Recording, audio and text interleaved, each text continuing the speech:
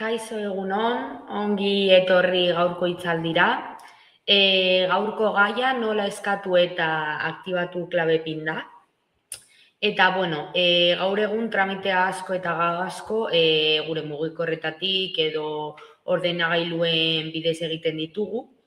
Hala ere, klabepin existitzen da, eta honi esker administrazio publikoarekiko tramiteak egin ditzakegu gure etxetik mugitu gabe.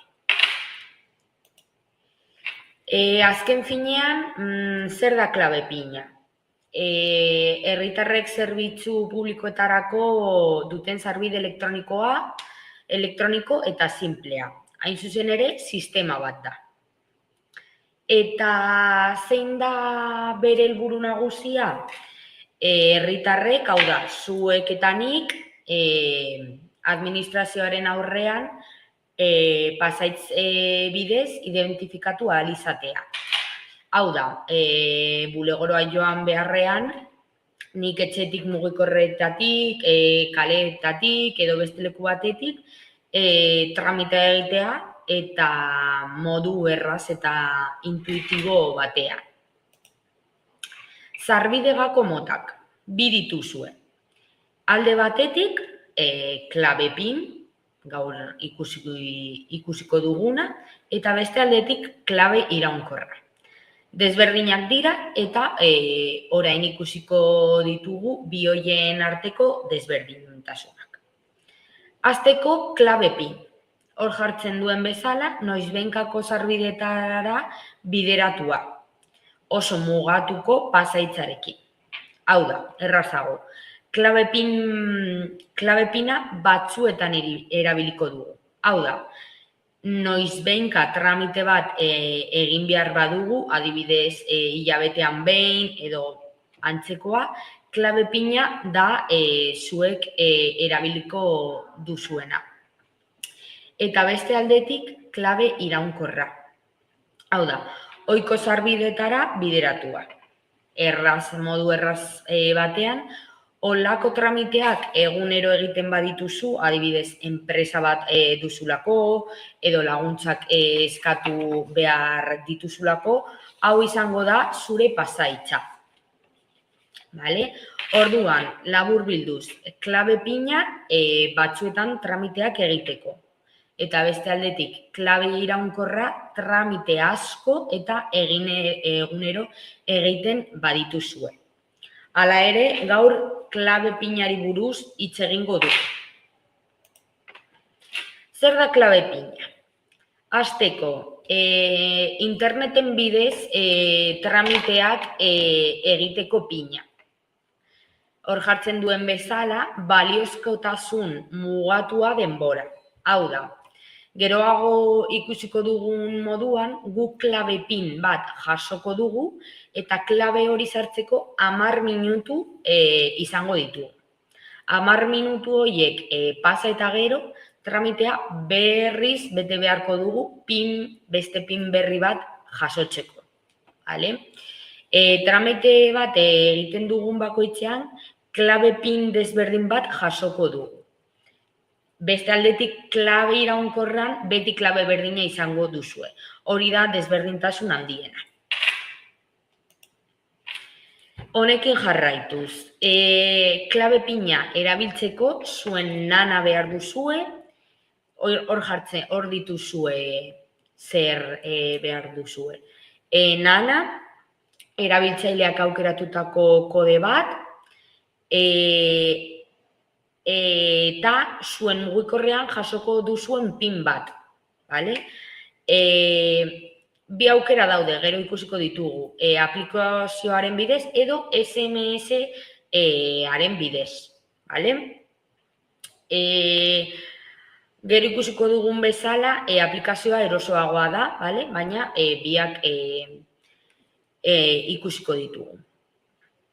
Aukera desberdinak dituzue, hala ere 3 alderdi nagusi. Zuen nana, nie edo daukazuena, pasaitz bat eta garrantzitsuena da mugikorrean jasoko duzuen pin klabea. Berdin da aplikazioaren bidez edo SMS bidez. Baina Horiek bi daukazue. Hau lortzeko nola erregistra zaitezkete, bale? Zuzenean, Googleen jarri behar duzue, darte de harta en clave, bale? Eta zuzenean olako pantalla bat topatuko duzue, bale? Orduan, erregistroa betetzeko bi modu daude, bale? Alde batetik bideodei edo bideokonferentzia baten bidez, ala gonbidapen gutun baten bitartez, bale? Modu erraz batean. Momentuan bertan edo hitzordu hartuta egiten duzuen bideokonferentzia edo bideodeia, edo zuen etxeetan jasoko duzuen gonbidapen baten bitartez, bale? Bigarren kasuan, hau da, gonbidapen gutunarekin zuen datuak sartuko zenituzkete, bale? Eta zuen etxeetan klabe bat jasoko zenuken ondoren erregistroa egiteko, bale? Gero ikusiko ditugu bi forma horiek, bale? Lehenengoa ikusiko duguna da bideodeia, bale? Astelehenetik ostiralera, goizez eta arratsaldez, bederatzietatik ordu bietara eta 3etatik 9:00 bale? Hor daukazue linka, bale? Pantailan da agenciatributaria.gov.es. Eta erregistroa hau egiteko zer behar dugu? Gure NANA, NIE, DNI, bale? Gure mugikorra, posta elektronikoa, bale? Gero bideodeiak egiteko plataforma, bale? Eta klabe PIN erabiltzen duena da Zoom, bale? Orduan aplikazio hori, mikrofonoa edo entzungailuak, bale? Eta webcam ikusteko beste pertsonari eta beste pertsona zu ikusteko.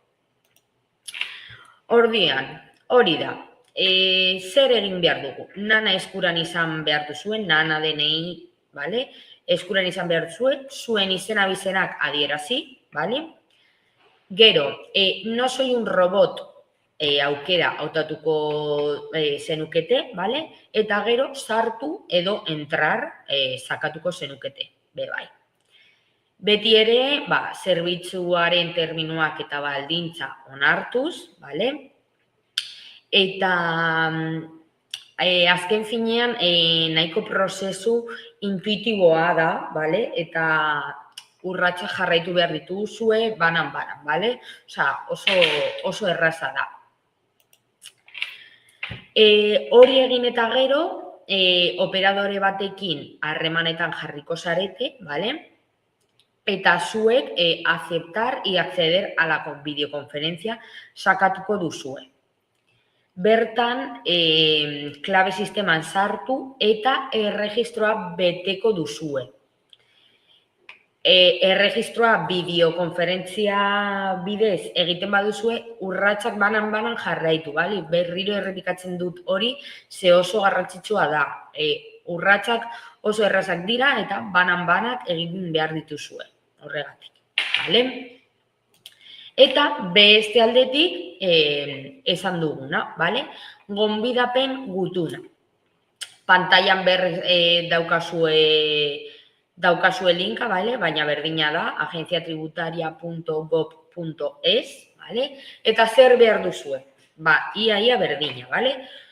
Zuen NANA, bale? DNI, NIE, gero mugikorra, bale? Eta posta elektronikoa, bale? Mugikorra eta posta elektronikoa erregistro bakoitzeko mugikor eta posta elektroniko bakarra, bale? Ezin daitezke bi pertsona mugikor bakarrekin erregistratu edo bi pertsona posta elektroniko bakarrekin erregistratu. Pertsona bakoitzak bere posta elektronikoa eta bere mugikor zenbakia, bale? Ezin da berdina erabili. Orduan, bale. Hor, registrarse en clave aukera ikusiko duzue, bale? Eta beti ere, zure nana edo nie sartzen duzu, identifikatzeko, eta gero, si envíeme una carta de invitación a mi domicilio fiscal sakatuko duzue. Gero, aceptar y continuar, ¿vale? Zure helbidea ez dizute eskatuko, ¿vale? Nana edo nie sartu eta gero ja badakite zure helbidea. Horregatik da garrantzitsua zure nanan edo nien zure helbidea izatea. Ze gero gutuna ara llegatuko zaizu, ¿vale? Orduan, behin hori egin eta gero, ¿vale? Zure nana jarri eta si envíeme una carta, ¿vale? Egun batzuk pasa eta gero, zuen etxeetan gutun bat jasoko duzue, ¿vale? Normalean buzoian. Gutun hori pasaitz bat izango du, ¿vale? Orduan, ireki behar duzue gutuna eta pasaitz hori ikusi eta gero, interneten sartu beharko zareti. Nola? Oso erraza, jarri, registrarse en clave, ¿vale? Eta nahiko izango da. Bertan agertuko da, ya dispongo de una carta de invitación, ¿vale? Aukera hori markatu beharko duzue, eta orduan gutunean jaso duzuen kodea idatzi beharko duzue, ¿vale? Normalean kodea 16 karakteretako kodea da, ¿vale? Orduan, bakarrik egin behar duzuena da, ya dispongo de una carta de invitación, eta digitoak, ¿vale? Kodea jarri 16 karakteretaki. Osea, hori da guztia. Hori egin eta gero, ¿vale? Onartu edo confirmar, continuar, horrelako zerbait jarriko da, eta sakatu botoi hori, ¿vale? Zure mugikorraren zenbakia eta posta elektronikoa adierazi beharko duzu, ere baldintzak irakurri eta onartu, ¿vale? Eta azkenean sisteman altan emateko baieztapena jasoko duzue, ¿vale? Osea, hori da gogoratzen dizuet, ja urratsak oso errazak direla, ¿vale? Osea, egin behar duzu webgunean jartzen duena. Orduan hori da guztia. Labur bilduz, bi modu, bideodei edo bideokonferentzia baten bitartez, edo gonbidapen gutunarekin. Zuek nahi duzuena, ¿vale? Orduan, behin erregistroa bete eta gero, nola erabili klabe PIN, ¿vale? Ja esan dizuten bezala, bi modu daude. Aplikazioaren bitartez eta SMS-aren bitartez, ¿vale? Orduan, orain joango gara ikusten bi modu horiek. Lehenengo ikusko dugu aplikazioaren bitartez, ¿vale? Gogoratu prozesua egin baino lehen, ¿vale? Klabe PIN aplikazioa instala dezakezula, ¿vale? Eta hor utzi erregistroa bukatu arte, ¿vale? Google Play edo App Storen deskargatu dituzue, ¿vale? Eta doainik da, ¿vale? Orduan mugikorrean izan eta hori da guztia. Nola erabili, ¿vale? Nola erabiltzen da? Imaginatu aplikazioa zuen mugikorretan urratsak bana-banan jarraituz instalatzen duzuela, ¿vale? Orduan ja aplikazioa ja badugu. Hori egin eta gero, ¿vale? Interneten sartu behar zara eta zure tramitea bilatu, adibidez, bida laboral edo DGT-en sartu, ¿vale? Osea, zuk sartu behar zara nahi duzun tramitea, ¿vale? Ondoren zer eskatuko dizute? Zure nana, ¿vale? Eta nanaren iraungitze data, ¿vale? Fecha de caducidad. Hori egin eta gero, pina lortu aukeran sakatuko duzue, ¿vale? Es decir, obtener PIN. Vale. Obtener PIN eman eta gero, zer egin behar duzue? Pantailan ikusiko duzue taula bat, ¿vale? Zuen mugikorraren aplikazioan jasotako pina sartu ahal izateko, ¿vale? Hau da, obtener PIN eman eta gero, zure aplikaziora ailegatuko da PIN bat. Zer egin behar duzu? Interneten bazaude, bidez DGTN edo bida laboral, PIN hori idatzi. Vale? Eta hori da guztia. Idatzi behar duzue, gogoratu PINa denbora mugatua daukala. Vale? 10 minutu. Eta hori egin eta gero, bakarrik eman behar zuen acceder o finalizar o aceptar o agertzen dena. Vale? Eta tramite hori burutu ahal izateko aukera izango zenukete. Hori da guztia. Vale? Osea, zuek sartu behar zarete interneten zuek nahi duzun tramitean, vale? Bakarrik jarri zure nana eta iraungitze data, fecha de caducidad, vale? Eta aplikaziora PIN bat ailegatuko da. PIN hori jarri eta acceder. Eta ja, tramitean sartuko zarete. Vale? Hori da guztia. Eta SMS bidez.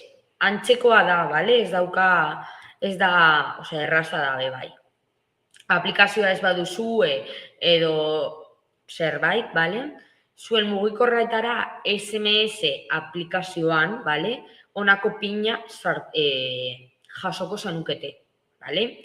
Hor pantailan daukazue prozesua, baina berdina da, vale? Osea, gure nana eta iraungitze dauta jarri behar ditugu, berriro eman obtener PIN eta SMS bidaltzeko eskatzen du, vale? Osea, hor jarriko du SMS. Guk eman behar dugu SMS, vale? Eta gure SMS-aren aplikaziora kode bat ailegatuko da. Berdin egin, gure tramitera bueltatu, PIN hori jarri eta berriro acceder, aceptar edo continuar.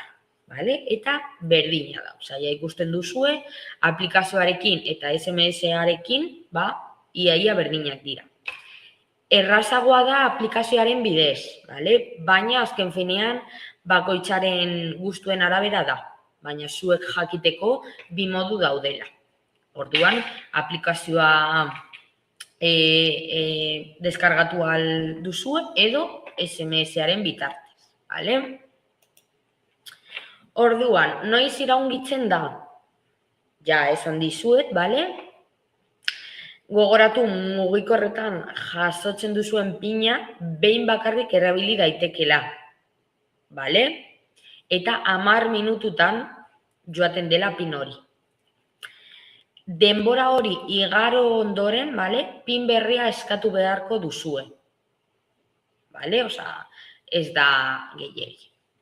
Eta hor jartzen duen bezala. PINaren bidez identifikatu ondore, vale? Klabek ematen dituen zerbitzuetara sar gaitezke. Vale? Importantea da tramitea egin eta gero deskonektatzea, vale? Nabigatzaileatik edo mugikorretatik, vale? Eta ixtea, vale? Zuen datuak hor ez geratzeko. Ze normalean geratzen dira, vale? Baina deskonektatzen bazarete, ez dira agertuko. Orduan, deskonektatu, tramitea bukatu eta gero. Vale? Hori da, klabe PINa 10 minutu. Esan dizuten bezala, klabe iraunkorra beti dauka PIN berbera, vale? PIN berdina. Baina klabe PINean 10 minutu eta gero bukatzen da. Vale? Eta beste PIN bat eskatu behar du. Orduan, labur bilduz. Gogoratu, vale? Importanteena. Administrazioan noizbenka tramiteak egiten badituzue, vale? Klabe PINa da zuen aukera. Vale? Ez klabe iraunkorra, ze hilabetean behin edo bitan erabiltzen baduzu, klabe PINa. Vale? Izan ere, tramite bat egiten duzun bakoitzean, PINa jasoko duzue. Vale? PINa jarri behar duzue eta tramitean sartu. Hori da guztia. Beste aldetik, erregistroa burutu ahal izateko bi aukera, vale? Bideodei edo bideokonferentzia edo gonbidapen gutun bitartez, vale? Eta administrazio sisteman sartzen garen bakoitzean PIN berria jasoko dugu, vale? Orduan, erregistroa egiteko 2 modu, eta gero kodea guri bidaltzeko beste 2 modu, bale? Bideodeia, bideokonferentzia, edo gutun, gonbidapen gutuna, eta gero aplikazioa edo SMS, bale? Zuek nahi duzutena egin alduzue, bale? Baina biak oso errazak dira, biak urratsak dituzte, beti jarraitu behar dituzue, bale? Garrantzitsuena da nana izatea edo nie daukasuna, bale? Zera importanteena, beti eskatuko dizute, eta hori da guztia, bale? Orduan, gogoratu hitzaldi asko dauzkagula, bale? Eta gure YouTubeko kazetagune kanalean badauzkaguela gaurko hitzaldia, bale? Eta gaur arte emandako guztia. Eskerrik asko gaur egoteagatik, egun ona izan eta agur guztioi.